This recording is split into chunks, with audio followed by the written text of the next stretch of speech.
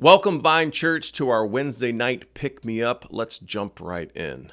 For some, one of the most nerve-wracking experiences of childhood was picking teams.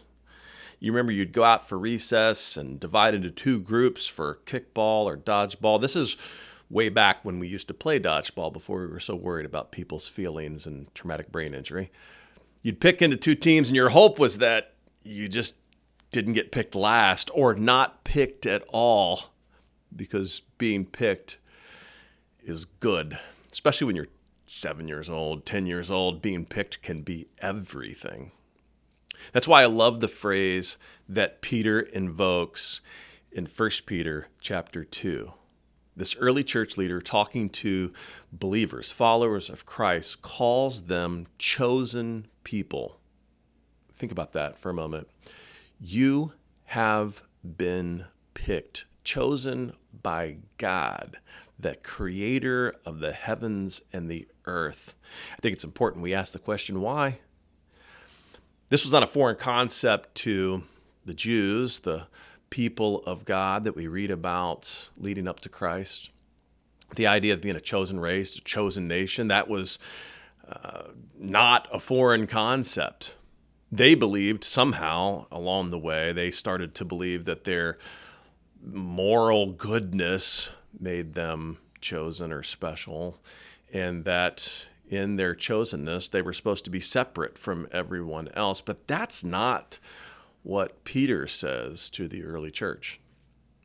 In fact, the phrase that he uses is a completely different idea. Listen to this. He says, live such good lives among the pagans that though they accuse you of doing wrong, they may see your good deeds and glorify God on the day he visits. You hear that? See your good deeds and glorify God on the day he visits.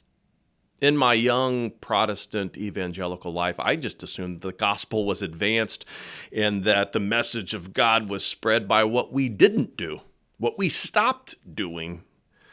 So we would stop lusting, cursing, we would stop divorcing, we would stop sleeping around, on the list goes. Basically, that if we were morally good, that somehow our moral goodness would spread the message. But that's not what he says here. He does bring all these things up. It's not that these aren't important, and I'm not saying that they aren't important. I know that sometimes it can feel like that when you hear me talk, but I'm not saying that those things aren't important. In fact, those things can wage war against the soul. It could spoil what God has and planned for your life personally. But the message of the gospel is not spread by our goodness, not by our morality. The message of the gospel is spread by good deeds, he says. They may see your good deeds and be ready for when God visits. Interesting. When you think about good deeds, it's like, hey, how about the giving of mercy to someone who doesn't deserve it, or forgiveness to someone who doesn't deserve it, or love, or kindness, or grace, or blessing? When's the last time you blessed someone who didn't deserve it, truly didn't deserve it? And think about it. That's the good deeds that spread the goodness of God. And listen to me on this. Hear me clearly. This good deed, it's not reflective of the goodness of the person performing the deed. In fact, the Bible is clear on this. We're not good. There's no one good except God. And so it's not reflective of our goodness, and the good deed's reception is not earned by the goodness of the person receiving. The goodness is not based upon the giver, and it's not based upon the receiver. In fact, usually that's how we qualify gifts of blessings or mercy or forgiveness or kindness. Well, they're deserving, but that's not good deeds. You see, the grace of God is so good because it's given by a person who could only receive that grace, couldn't earn it themselves, and they're giving it away to someone who completely is undeserving of that grace also. So the next time you ask yourself, if I give this blessing, will they do right by it? Will they earn it? Will they follow through in a way that I deem good? I guess that's not even the question we should be asking. It just isn't. You see, their use of your blessing does not make them worthy of the blessing.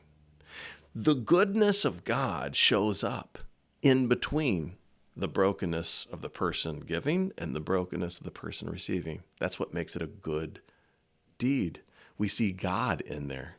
That's why Jesus says in Matthew chapter 5 in the Sermon on the Mount, let your light shine before men.